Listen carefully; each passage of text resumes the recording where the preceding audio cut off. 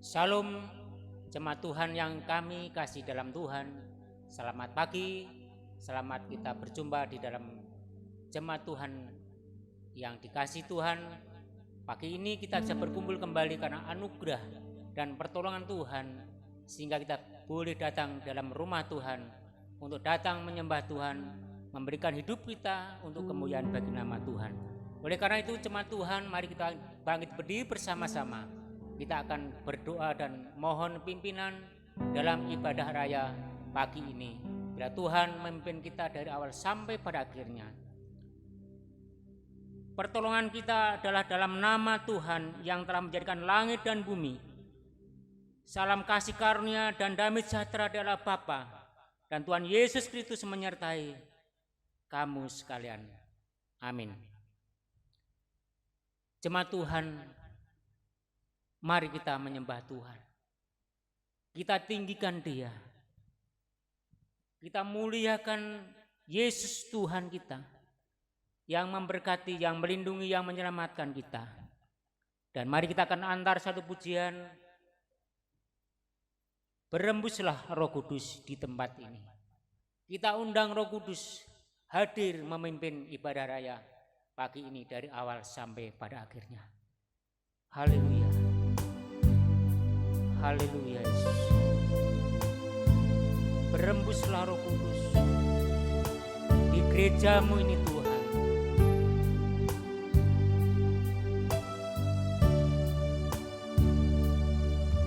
Berembuslah Roh Kudus di tempat ini. Berembuslah Roh Kudus dengan kuasa-Mu. Pulihkanlah gereja-Mu di akhir zaman. Berembuslah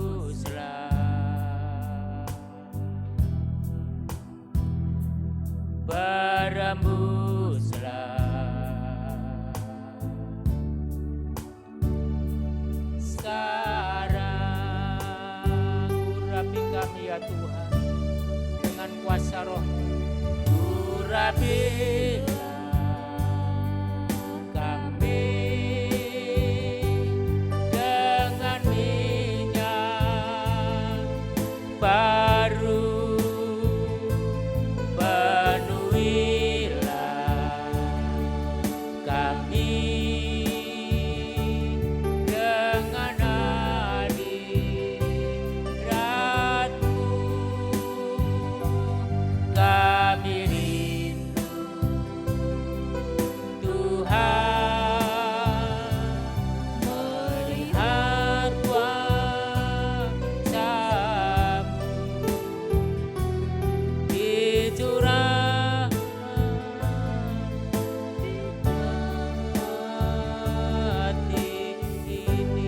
Sekali lagi, berembuslah Roh Kudus, berembuslah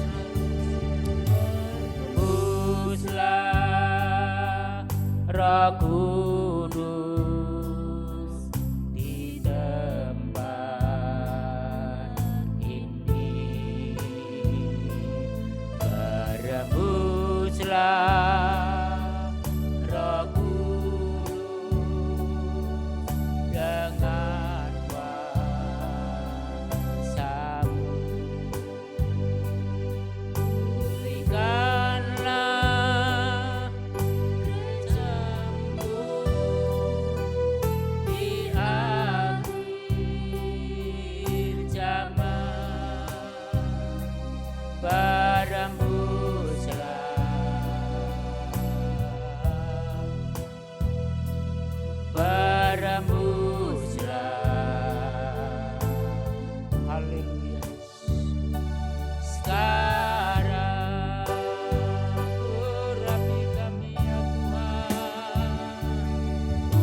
urapilah kami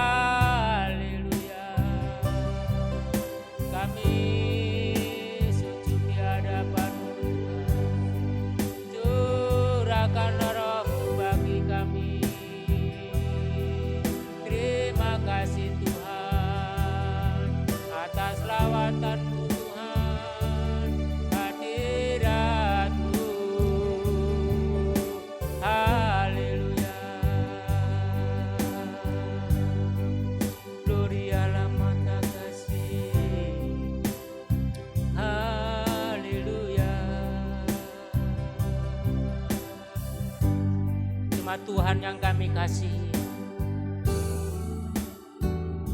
kita mengundang Roh Kudus di tempat ini untuk menerangi hati kita, untuk memberi pengertian atas firman Tuhan yang Tuhan sampaikan melalui hamba-Nya. Dan bila Tuhan membuka pikiran hati kita dan mendapatkan tempat di hati kita firman Allah,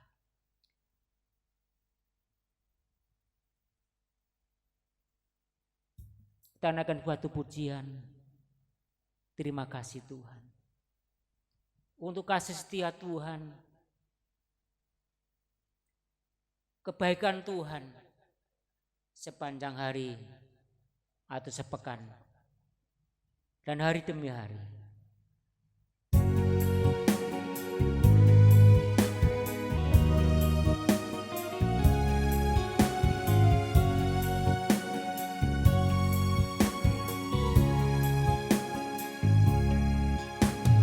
Kasih Tuhan untuk kasih setiamu yang ku alami dalam hidupku. Terima kasih Yesus untuk kebaikanmu sepanjang hidupku.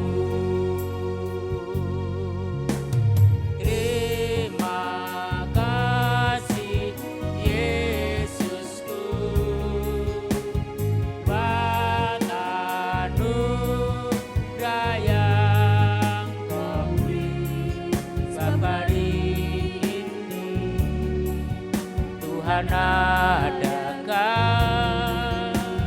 syukur bagimu.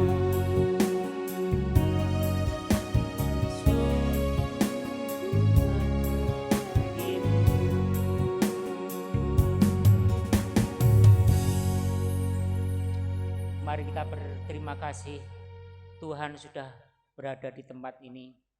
Tuhan sudah berembus dan kita terima kasih atas pimpinan penyertaan Tuhan. Kita akan berdoa untuk menerima firman Tuhan pagi ini. Haleluya. Bapa yang di surga, kami mengucap syukur atas kebaikan Tuhan. Engkau hadir, Engkau memimpin dalam ibadah raya ini, sehingga kami boleh berkumpul mendengar akan suara Tuhan, mau menerima berkat-Mu Tuhan melalui firman-Mu. Biarlah firman Allah menyegarkan kami, menguatkan kami, memberikan kami pengharapan kepada Engkau bahwa Engkaulah Tuhan jawaban yang pasti bagi kami. Dunia ini hanya semu, dunia ini hanya sementara Tuhan, dan kami sadari, tetapi Tuhan Yesus kekal abadi. Oleh karena itu Tuhan, kami datang kepada-Mu minta pimpinan, dan kami akan mendengar firman-Mu. Ya Roh Kudus pimpin hamba-Mu, urapi dengan kuasa Roh Kudus-Mu, dan jemaat Tuhan menerima berkat-Mu. Di dalam nama Tuhan Yesus kami sudah berdoa dan mengucap syukur. Haleluya. Amin. Jemaat Tuhan yang kami kasih, kita sudah memuliakan nama Tuhan. Kita bersyukur atas pertolongan Tuhan, dan di bahasannya kita akan mendengar firman Tuhan pagi ini. Dan mari kita akan baca bersama-sama di dalam kitab Matius pasal yang ke-11 ayat 16 sampai yang ke-19, dan nanti bisa disambung ayat 25 sampai 30. Ya, saya akan bacakan firman Tuhan Matius 11 ayat yang ke-16 sampai 19. Demikian bunyi firman Tuhan. Dengan apakah akan kuumpamakan angkatan ini? Mereka itu seumpama anak-anak yang duduk di pasar dan berseru kepada teman-temannya, kami minum seruling bagimu, tetapi kamu tidak menari. Kami menyanyikan kidung duka, tetapi kamu tidak berkabung. Karena Yohanes datang, ia tidak makan dan tidak minum. Dan mereka berkata, ia kerasukan setan. Kemudian anak manusia datang, ia makan dan minum. Dan mereka berkata, lihatlah, ia seorang pelahap dan peminum, sahabat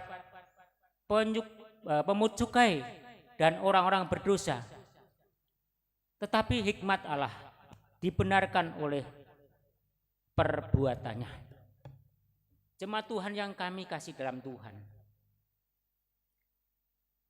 paling tidak menyenangkan jika kita bertemu dengan seorang yang sok pintar. Jadi rasa tidak nyaman, sok tahu, mulut besar, tidak ada kepekaan, tidak ada semangat merespon kebaikan orang lain, dan tidak berbuat apapun hal yang baik dan benar.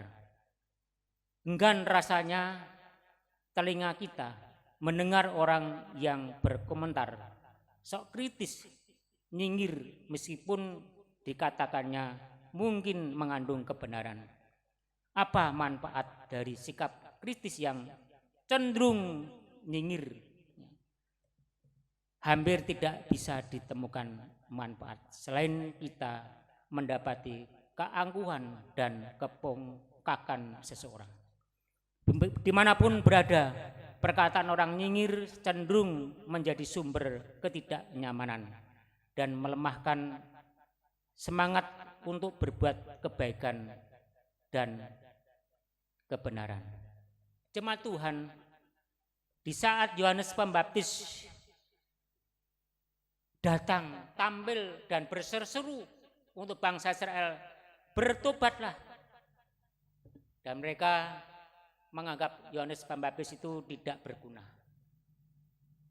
Bahkan ada orang yang mengatakan bahwa Yohanes Pembaptis itu kerasukan setan karena mereka enggak makan dan tidak minum, suka berpuasa. Dan orang-orang saat itu boleh dikatakan ya nyinyir, seolah-olah apa yang dilakukan Yohanes itu tidak benar karena tidak makan dan tidak minum, suka berpuasa. Hidupnya di belantara padang gurun, makan belalang dan madu. Juga Tuhan Yesus tampil, Yesus suka makan dan minum bersama orang-orang berdosa. Dan Herodes dan masyarakat di saat itu menyatakan bahwa Yesus itu kerasukan setan karena mereka berkumpul dengan orang berdosa. Mereka suka makan-makan, suka minum-minum. Itulah sikap seorang yang mereka hati yang tidak ikhlas menerima kenyataan dan kebenaran. Bapak Ibu yang kami kasih dalam Tuhan, kalau kita baca ayat yang ke-12, demikian dikatakan, Yesus berkata, sejak Yohanes mengabarkan Injil sampai kedatangannya pelayanan Yesus, orang berusaha saling menguasai dan dengan kekerasan. Pernyataan Yesus itu atau ini menunjukkan pada Herodes sebagai pengusaha wilayah yang saat itu menangkap Yohanes Pembaptis dan kemudian menjatuhkan hukuman penggal kepadanya sebagai hadiah bagi Herodes dan putrinya. Karena Herodes dan anak buahnya tidak menerima Yohanes, sehingga di situ kebenaran itu tidak dimunculkan. Tetapi ada konflik, ada permasalahan sehingga dipenggal kepalanya. Ayat 16 sampai 17 masyarakat Israel waktu itu termasuk di dalam kerajaan Herodes Antipas, kekuasaannya Raja Herodes itu mengatakan bahwa Yesus itu juga kerasukan setan. Mereka tidak merespon dengan kebaikan Yesus yang dilakukan. Yesus datang menyembuhkan orang sakit. Yesus datang untuk memulihkan orang yang buruk, yang lumpuh disembuhkan, yang buta dapat melihat. Tetapi di situ dipandang oleh orang-orang Herodes, dipandang sebelah mata bahwa mereka bukan daripada Tuhan. Kalau kita baca di dalam ayat yang ke-18 dan 19, tidak merespon ditunjukkan bukan dengan diam, bukan dengan ketidakacuan, tapi dengan semangat nyingir. Atau nyingir itu basa Jawane iki gudumelan ya. Gudumelan ngerasani ya. Bahkan menggolongkan kebaikan dan kebenaran dengan kerasukan setan. Yesus ini kerasukan setan karena tidak taat dengan hukum Taurat. Itulah yang dilontarkan saat-saat itu.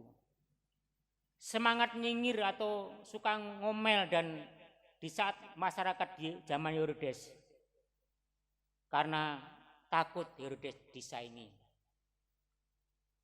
dan ditaklukkan oleh Yesus datang sebagai raja, sehingga berusaha untuk memberitakan kebohongan dan menyatakan bahwa Yesus adalah kerasukan setan.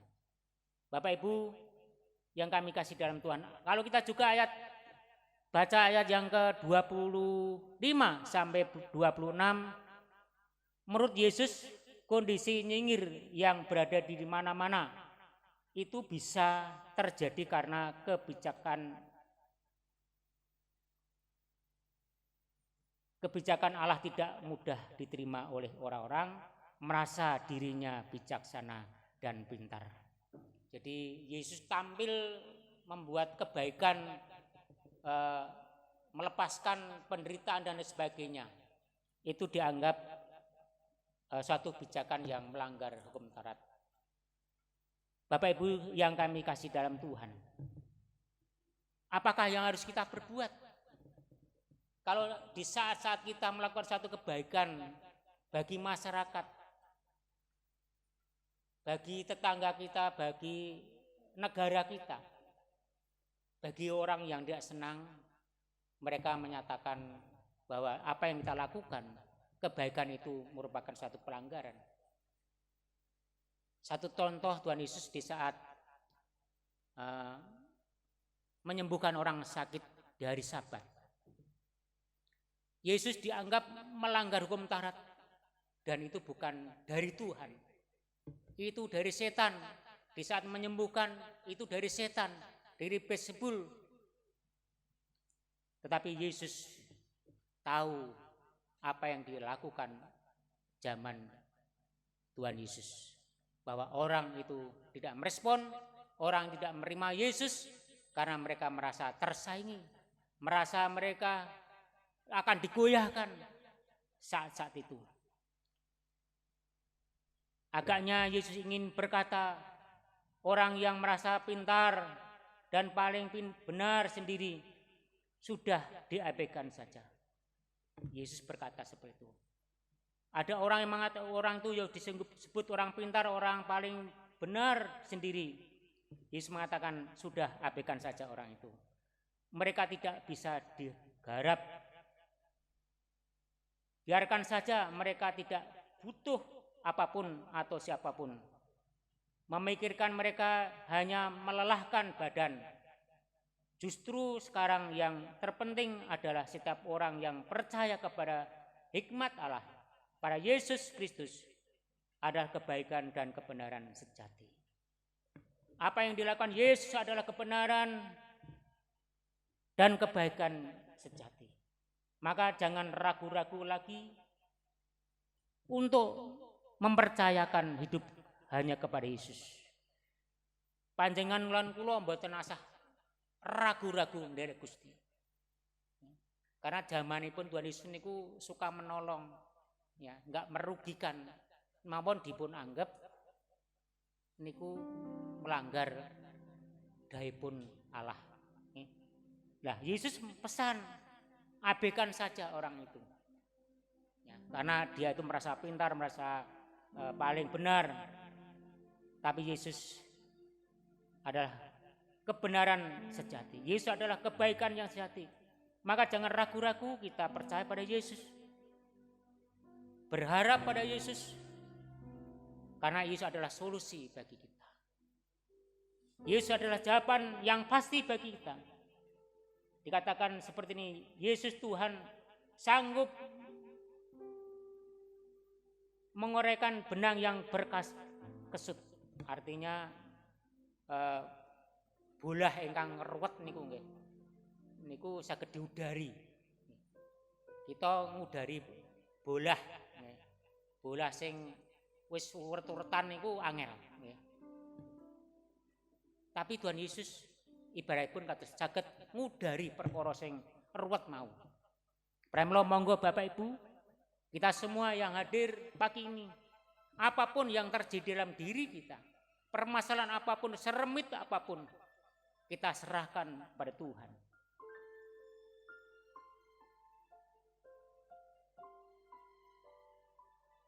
Panjenengan kula sami ingkang sedang mengalami pergumulan, mari kita datang pada Yesus.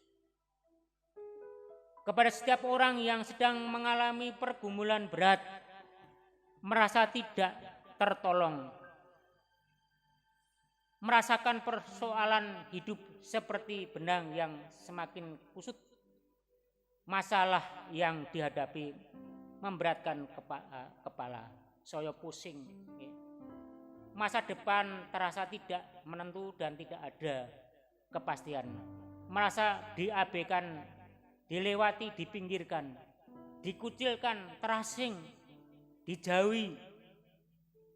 Kita berada dalam kesepian karena dijauhi teman, ditolak orang tua. Bagi setiap orang yang sedang di ujung tanduk punya permasalahan, pokoknya ujung tanduk niku ibaratipun hampir mati. Kami sakit hampir mati.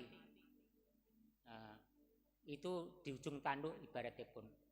Atau masalah di dalam ujung tanduk ini nendok teng ujung napa niku sungu sapi niku tutuk piar pun muspro. Bahasanipun ngoten. Mari kita tunduk, kita datang pada Tuhan. Apapun yang terjadi dalam krisis kehidupan secara rohani maupun jasmani, jangan kita putus asa. Kita datang pada Yesus karena Yesus ngendika mangeten wonten ayat 29 lan 30.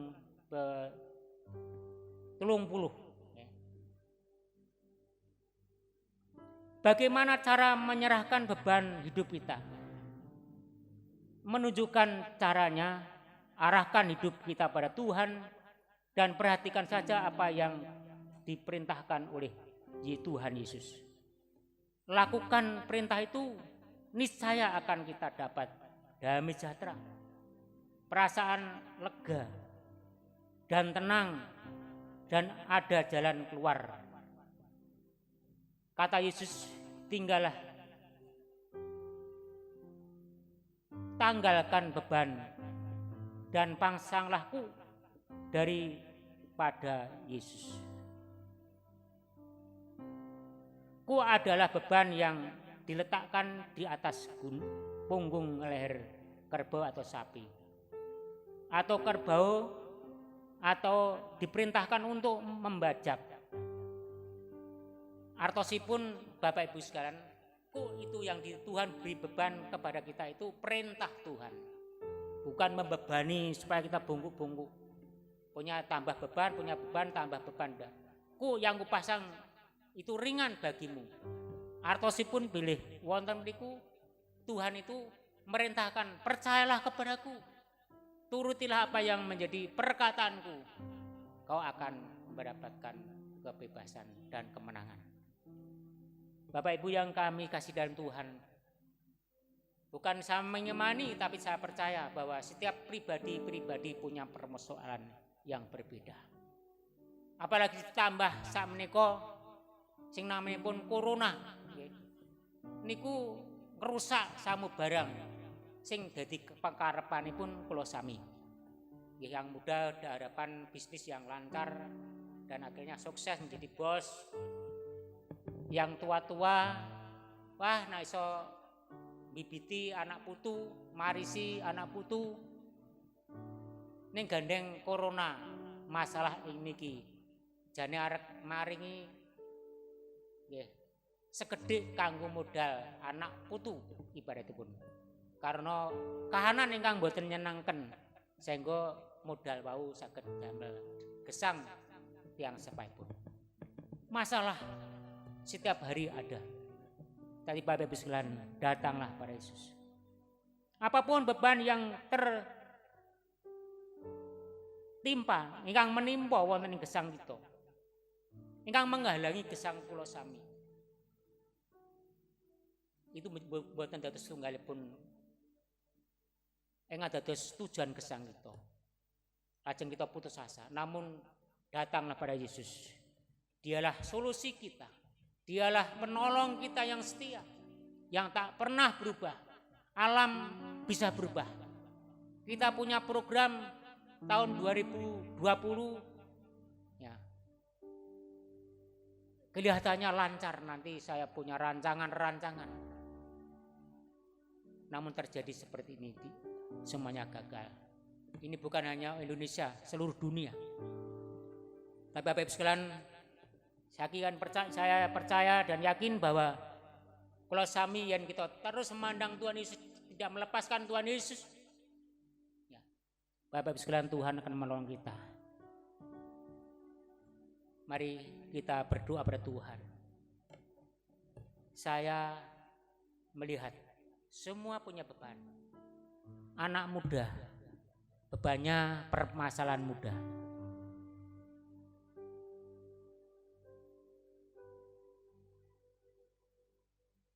Anak-anak kecil juga punya permasalahan karena menghadapi keluarga yang tidak sejahtera.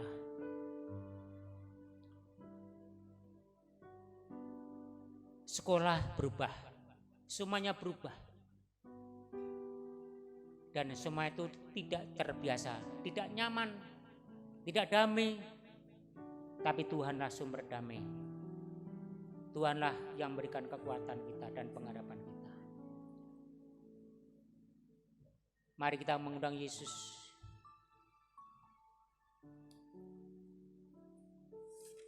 Merajai hati kita.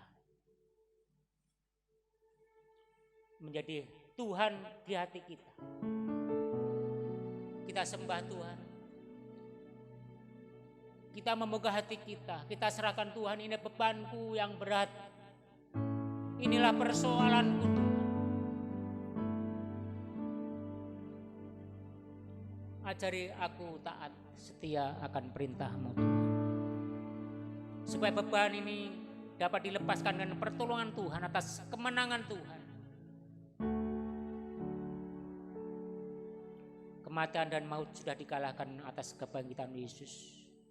Dan Dialah di atas segala-galanya. Yesus Tuhan, kami datang kepadamu, kami punya beban, kami punya persoalan yang mungkin orang tua kami tidak tahu, juga bapak-bapak yang tidak tahu, istri dan suaminya, bahkan apalagi tetangga semua tidak tahu. Yang tahu adalah diri kami. Tapi Tuhan yang Maha tahu. Inilah bebanku Tuhan. Angkatlah. Kami percaya bahwa Tuhan tak pernah diam.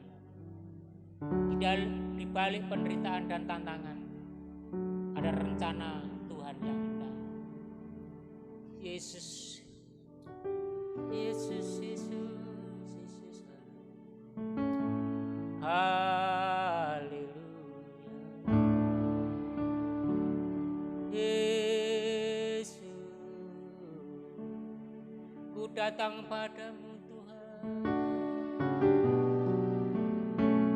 Ku datang padamu Yesus.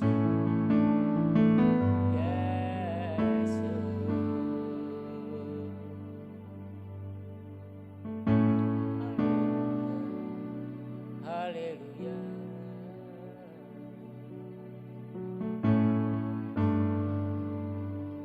Rasakan kasih-Mu Tuhan. Ku rasakan kasih pertolongan-Mu.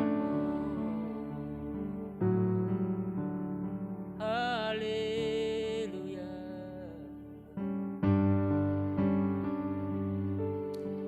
kasih Tuhan. Engkau melegakan jiwa kami, roh kami. Engkau melepaskan beban kami walaupun berat secara manusia. Kami enggak mampu, tapi Tuhan yang mampu memikul beban kami di atas kayu salib.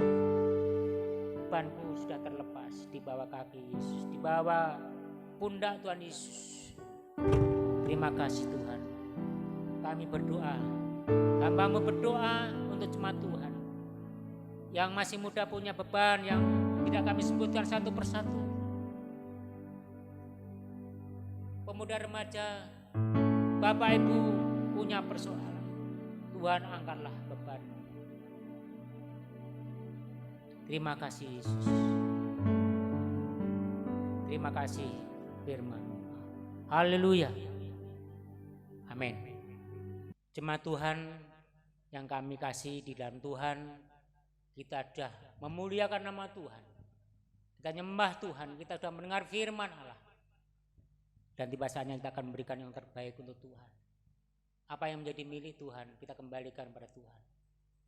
Apa yang menjadi milik kita, kita nikmati untuk baik keluarga dan kebutuhan kita. Karena Tuhan sudah mengatur dalam kehidupan setiap kita. Masalah ekonomi atau keuangan kita. Kita sebelum mengedarkan persembahan berdoa lebih dulu. Saya mohon Ratna berdoa untuk persembahan. Kami kembali datang ke hadirat-Mu Bapa. Terima kasih Yesus. Kami mau memberikan persembahan buat Engkau. Biarlah Kau berkati dalam setiap kehidupan kami. Kau sucikan, layakkan kami Tuhan tangan dan keuangan yang telah kami siapkan untuk Engkau Bapa. Berkati dalam setiap pekerjaan kami, dalam kehidupan kami. Sehari-hari Bapa, kami hanya berserah hanya kepada-Mu Bapa. Kau yang telah memberkati kami, Kau yang mencukupi kami. Kami mau menyerahkan setiap doa kami, persembahan kami hanya ke tangan kuasa-Mu. Haleluya, amin. Amin. Mari kita mengendarai kotak persembahan, kita akan suatu pujian, berkatnya seperti sungai.